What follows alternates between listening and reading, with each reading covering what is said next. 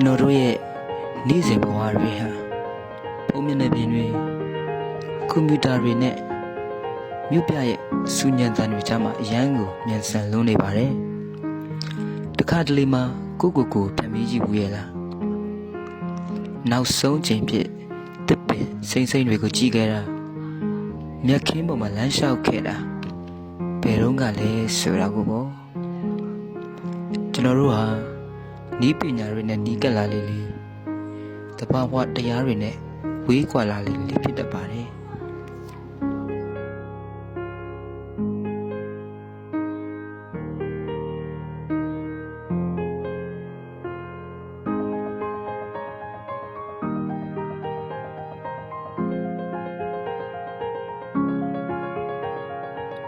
သိပ္ပံနည်းချလေ့လာမှုတွေဘာဝတရားနဲ့ထိတွေ့တာစိတ်ဖြည့်ဆည်းမှုကိုဖြစ်စေတဲ့ကော်တီဇောဟော်မုန်းတွေကိုရောကြစေတယ်လို့ဆိုပါတယ်။သစ်ပင်တွေကြားမှာလမ်းလျှောက်တာတောအုပ်လေးတွေထဲမှာအချိန်ဖြုံးတာရှင်ရင်းရကူလို့ခေါ်တယ်။ဒီပန်ရိုးရာတစ်တော်ရေချိုးကြီးကိုထုံးတစ်ခုလိုပါပဲ။ဒါဟာအနာကိုအတွက်တွေလာမကပဲစိတ်ဝိညာဉ်အတွက်ပါစီးတစ်ခွက်ဖြစ်ပါတယ်ရှိစာစုတွေကပြောကြားခဲ့ပါတယ်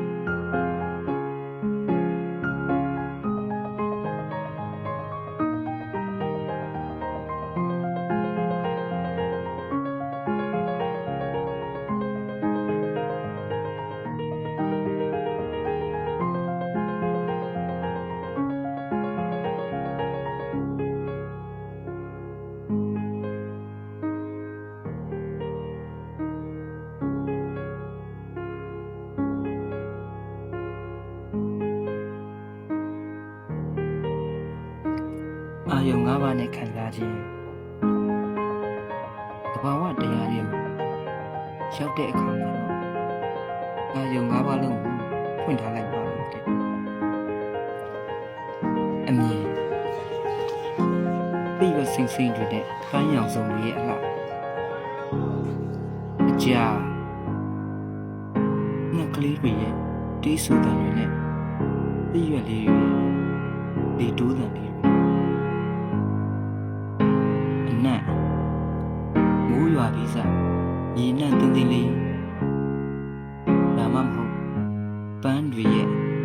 ဝေးပြန့်နေတဲ့ပန်းရည်တွေအကြည့်တွေ့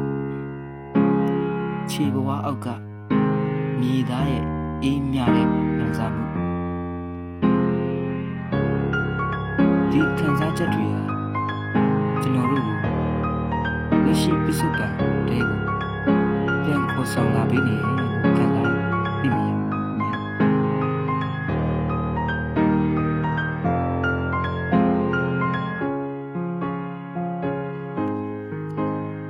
ဘဝရဲ့ရိုးရှင်မှု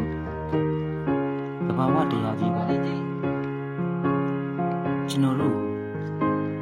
သင်္ကန်းပါတစ်ခုပြီးသွားပါနဲ့အပြင်းတစ်ပြင်းဟာမော်ဒယ်လွယ်တော့ဒီကြီးမကြီးထွားပါဘူးဒါပေမဲ့ဘယ်မော်ဒယ်လွယ်လားစိတ်တန်ရင်ပန်းနဲ့ပွင့်ပြီးအဲ့လေ6လေးရေလေးကစားတယ်အမေဒါကြောင့်ကျွန်တော်တို့ဘဝမှာရေနဲ့ရတော်မီပေါ့ဟုတ်ပါဒီလွားနေစေလိုပါဘူးခဏတည်းရက်တန်ပြီးအတဝဝရှူဖို့အေးစစ်စစ်ရှင်တန်ဖို့လိုအပ်ပါတယ်တဘာဝနဲ့နီးစပ်တာကိုယ့်ရဲ့အတွင်းစိတ်နဲ့ပြန်လဲထိတွေ့ရပါပဲတဲ့ဒီကနေ့ပဲတင့်အိမ်ဒီနာချင်းပန်းညံလေးလေလမ်းလျှောက်ကြည့်မလားဒါမှမဟုတ်အိမ်ကဝရဏမှာအပင်လေးတစ်ပင်ပဲစိုက်ကြည့်မလားတဘာဝတရားကကျွန်တော်တို့ကိုအမြဲတမ်းကြိုဆိုနေပါတယ်အိမ်နဲ့ငယ်လာဝယ်ပေးလိုက်ပါသင်ဟာပိုပြီးလန်းဆန်းနဲ့ပိုပြီးပျော်ရွှင်တဲ့လူတစ်ယောက်ဖြစ်ပါလိမ့်မယ်တဲ့ကျေးဇူးတင်ပါတယ်ခင်ဗျာ